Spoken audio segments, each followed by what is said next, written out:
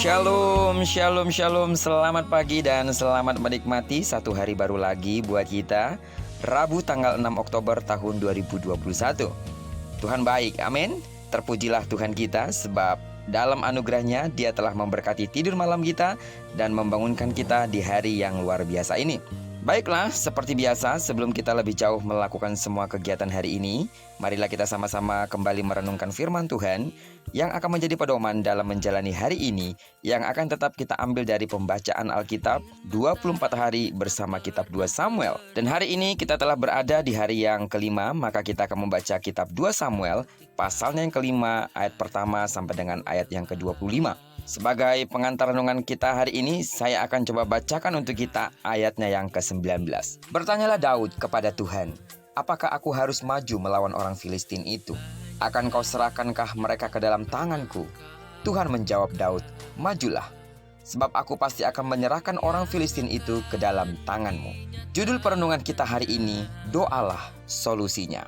Raja Daud berhadapan dengan musuh yang tidak lagi asing baginya. Bertahun-tahun sebelumnya, ketika masih menjadi seorang gembala muda, ia telah menghadapi Goliat, seorang prajurit gagah asal Filistin, dan berhasil membunuhnya dengan sebuah batu. Sekarang ketika Daud menjadi raja Israel, pasukan Filistin datang kembali. Mereka mendengar bahwa Daud telah menjadi raja dan memutuskan untuk menyerangnya. Apa yang pertama kali kita lakukan ketika masalah menghadang kita? Kita bisa panik, bukan? Kita bisa membuat rencana, atau kita bisa mencontoh yang dilakukan oleh Daud, yakni berdoa dan bertanya kepada Tuhan. Daud harus menghadapi dua pertempuran melawan bangsa Filistin. Pertama di Baal Perasim dan berikutnya di lembah Refaim. Alangkah baiknya Daud telah bertanya kepada Allah, karena masing-masing pertempuran itu membutuhkan strategi yang berbeda. Di pertempuran pertama, Allah memenanginya cukup dengan kuasanya. Di dalam ayat 20 berkata, Tuhan telah menerobos musuhku.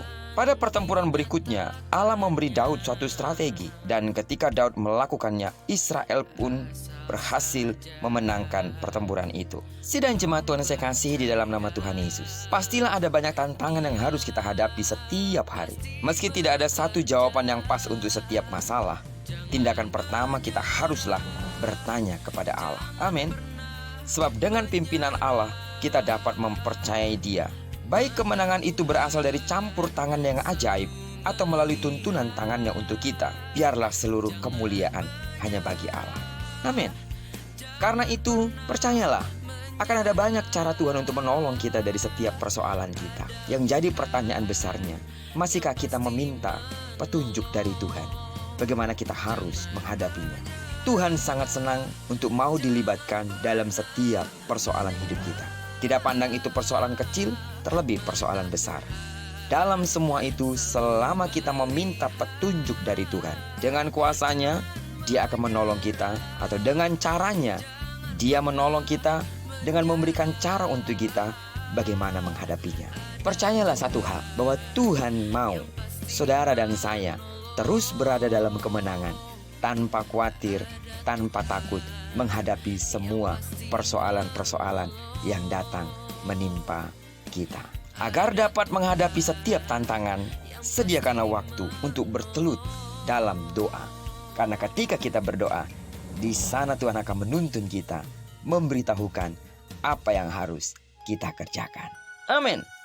Diberkatilah kita sepanjang hari ini dan digenapi firman-Nya yang berjanji bahwa apa yang dikerjakan tangan kanan dan tangan kiri kita dibuatnya berhasil. Kemanapun kaki kanan, kaki kiri tak melangkah, di sana kemuliaan Tuhan akan dinyatakan. Amin. Jika bersatu musuh datang menyerang engkau, tapi karena kekuatan Allah ada padamu, maka musuhmu akan lari daripadamu. Segala persoalan, sakit penyakit fisik yang menimpa tubuh jasmanimu, karena pertolongan Tuhan nyata dalam hidupmu dan perlindungannya nyata atas hidupmu, maka percayalah, di dalam nama Tuhan Yesus disembuhkanlah saudara. Terpujilah nama Tuhan. Shalom. Air mata tak pernah berhenti